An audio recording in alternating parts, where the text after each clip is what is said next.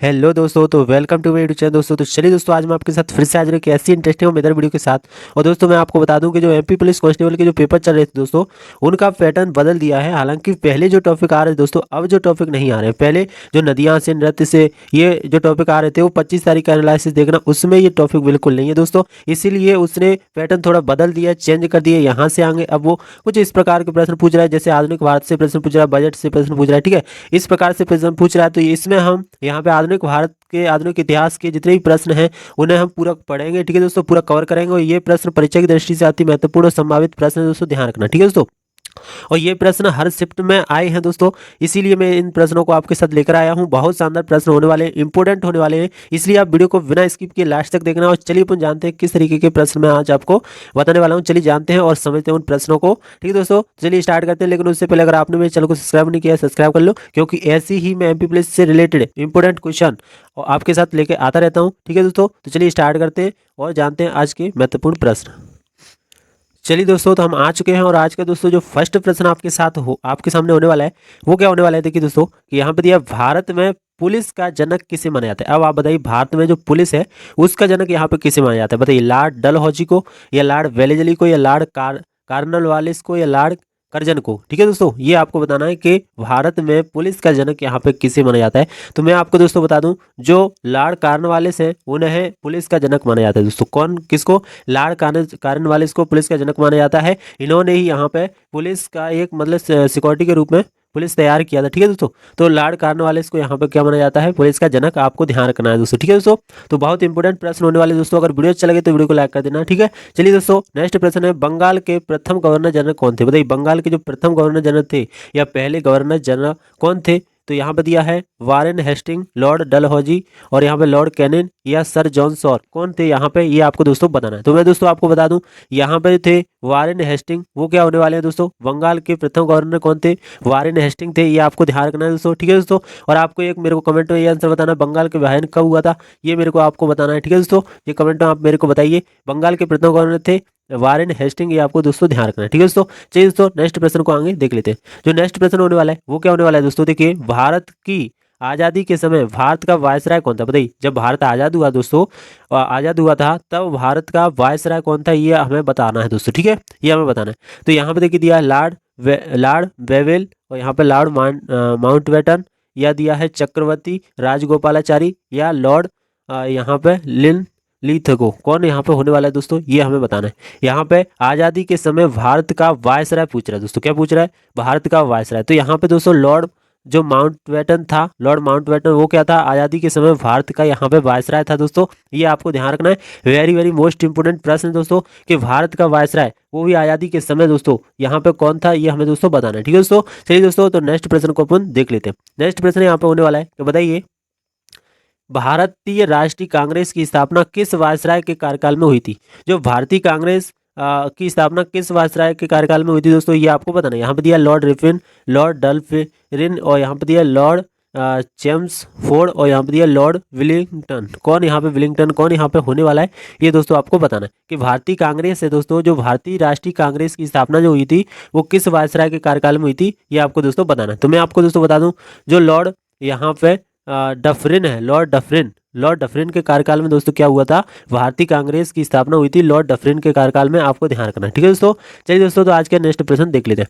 तो आज का नेक्स्ट प्रश्न बहुत ही महत्वपूर्ण प्रश्न है, कि कलकत्ता, बम्बई और मद्रास विश्वविद्यालय की स्थापना 1857 को किस वायसराय के कार्यकाल में हुई थी। जब 1857 को इनकी स्थापना हुई थी, कलकत्ता, बम्बई और मद्रास विश्वविद्यालय की, वो किस वायसराय के कार्यकाल में हुई थी, ये पूछ रहा है। तो यहाँ पे दिया है लॉर्ड एल्गिन, या लॉर्ड मेयो, लॉर्ड लिटन, और लॉर्ड कैनिन, किस वायसराय के यहाँ पे कार्यकाल में हुई थी, ये आपको बताना है दोस्तों, ठीक है दोस्तों। तो मैं आपको दोस्तों बता दूं, जो लॉर्ड कैनिन है दोस्तों, कौन है दोस्तों? लॉर्ड जो कैनिन है, उनके कार्यकाल में क्या हुआ था? इसकी स्थापना हुई थी यहाँ पे हुई थी। कलकत्ता, बम्बई और मद्रास विश्वविद्यालय की स्थापना किसके कार्यकाल में हुई थी? लॉर्ड कैनिन के यहाँ पे कार्यकाल में हुई थी। आपको दोस्तों ध्यान रखना, ठीक है दोस्तों। यहाँ पे देखिए दोस्तों, नेक्स्ट प्रश्न अपन देख लेते हैं। नेक्स्ट प्रश्न है कि 1911 को भारत की राजधानी कलकत्ता से दिल्ली लाया गया था। 1911 को अगर प्रश्न आया दोस्तों कि कलकत्ता से मतलब राजधानी दिल्ली कब लाया गया था, तो 1911 में, ठीक है। उस समय भारत का वायसराय कौन था, ये दोस्तों आपको बताना है, ठीक है। यहाँ पे दिया लॉर्ड चेम्सफोर्ड दिया है, लॉर्ड विलिंगटन दिया है, लॉर्ड लिंथिगो दिया है, या लॉर्ड हार्डिंग द्वितीय दिया है। ठीक है दोस्तों, ये दिया है। तो यहाँ पे दोस्तों आपको बताना है कि किसके कार्यकाल में अपनी राजधानी कलकत्ता से दिल्ली लाया गया था, ये दोस्तों आपको बताना है। ठीक है दोस्तों, तो मैं दोस्तों बता दूं आपको, जो लॉर्ड हार्डिंग द्वितीय है दोस्तों, लॉर्ड हार्डिंग द्वितीय, उनके कार्यकाल में दोस्तों क्या हुआ था, लॉर्ड हार्डिंग द्वितीय के कार्यकाल में राजधानी को बदला गया दोस्तों। उस समय लॉर्ड हार्डिंग द्वितीय क्या थे, वायसराय थे, आपको ध्यान रखना है। ठीक है दोस्तों, और कब बदला गया था, 1911 में, ये भी आपको ध्यान रखना है। ठीक है दोस्तों, तो चलिए दोस्तों नेक्स्ट प्रश्न को देख लेते हैं।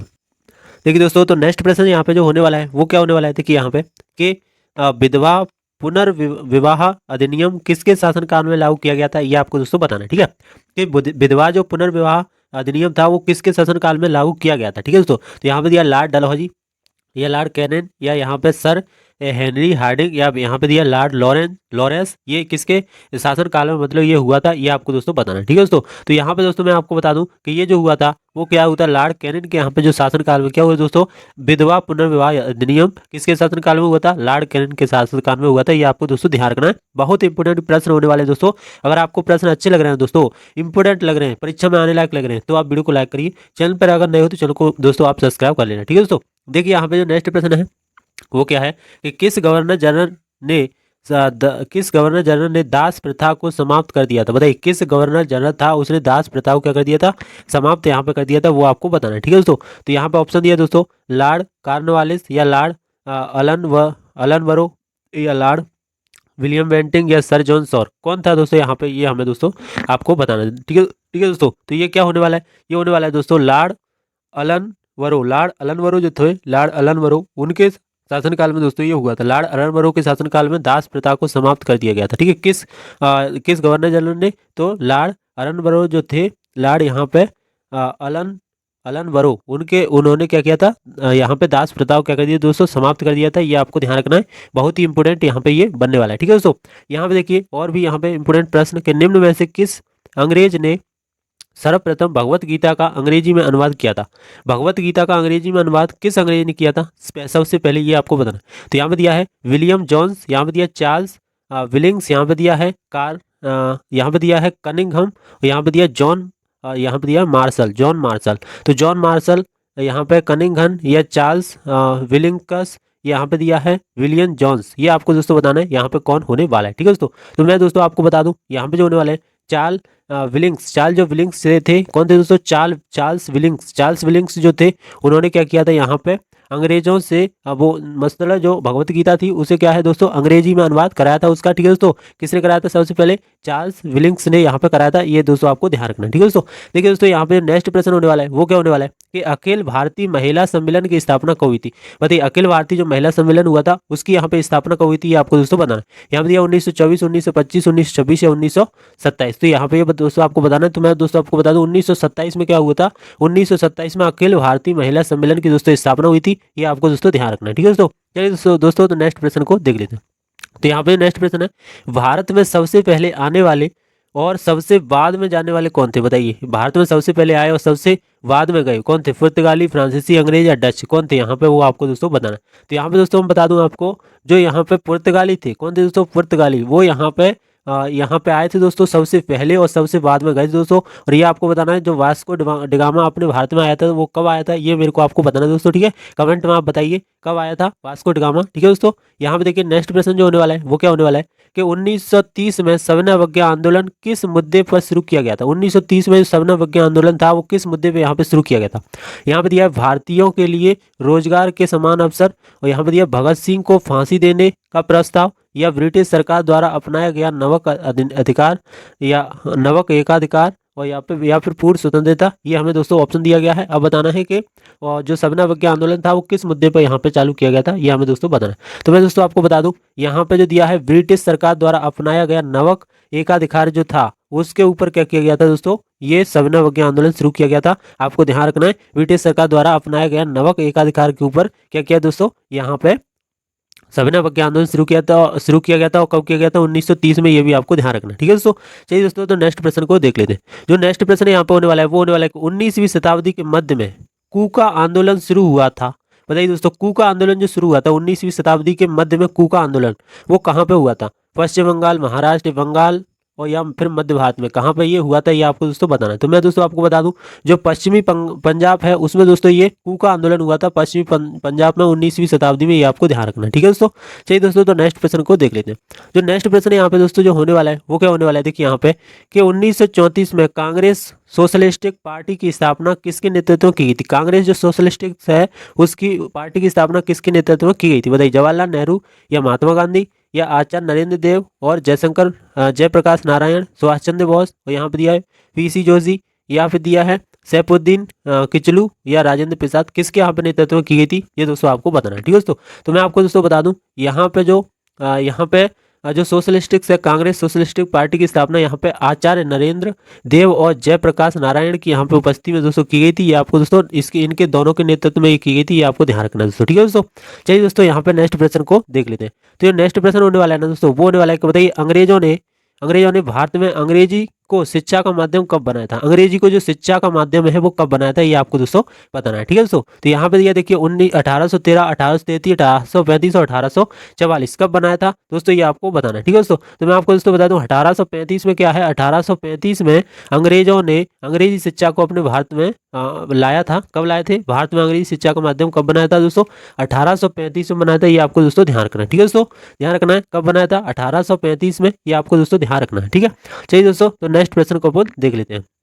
तो ये नेक्स्ट प्रश्न होने वाला है दोस्तों, वो क्या होने वाला है, देखिए यहाँ पे वो होने वाला है कि बताइए कलकत्ता, मद्रास और मुंबई में उच्च न्यायालय निम्नलिखित में से किस वायसराय के कार्यकाल में अस्तित्व में आया था। मतलब जो कलकत्ता है, मद्रास है और मुंबई है, उसका जो उच्च न्यायालय है वो निम्नलिखित में से किस वायसराय के कार्यकाल में दोस्तों अस्तित्व में आया था, ये दोस्तों आपको बताना है। यहाँ पे दिया Warren Hastings, Lord Cornwallis, Lord Lawrence, यहाँ पे दिया लॉर्ड डलहौजी, किसके यहाँ पे कार्यकाल में अस्तित्व में आया था दोस्तों। मैं आपको बता दूं यहाँ पे जो जॉन लॉरेंस उसके यहाँ पे कार्यकाल में ये क्या है अस्तित्व में आया था, ये आपको दोस्तों ध्यान रखना है। ठीक है दोस्तों, चलिए दोस्तों नेक्स्ट प्रश्न को देख लेते हैं।